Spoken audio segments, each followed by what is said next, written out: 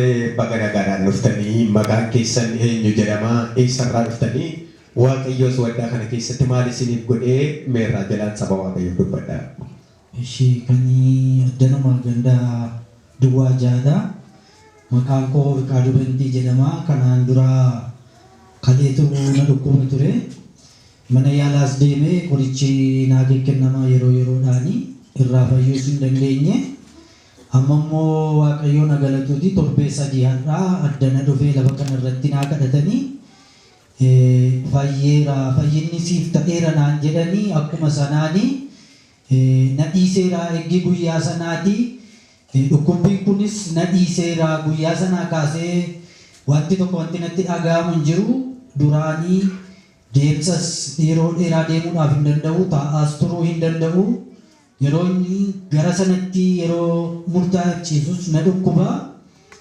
Amma egaa guyyaa sanaatii kaasee wanti natti dhaga'amu yoo hin jiruuti waaqayyoon naa galateeffadhaas niin jedha saba waaqayyoo. Hammamiif dhibeen kun isinirra ture?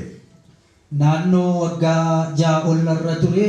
Amma kana keessatti qorichuman deemee fudhaa. Qoricha sun yeroo murtaa'eef na dhiisisa. Isa booda immoo natti deebi'ee na dhukkubaa. Dhukkubbiin koo waggaa amma kanaan irra ture. Kanaafi waaqayyoon naa galateeffadhaa lafa kanarratti fayyaa argadhee isiniin jedhaa. Mee sabni waaqayyoon keessa walitti buusaa gooftaadhaaf galata dhiyeessaa.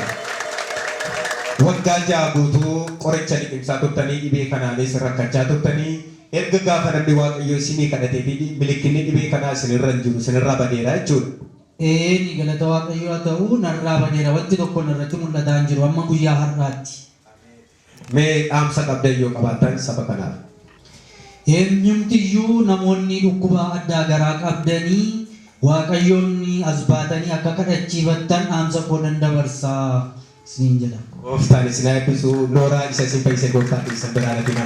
Sabni waaqayyoo kanarra bayyoo akka keessa walitti buusaa gooftaadhaaf galata dhiyeessaa.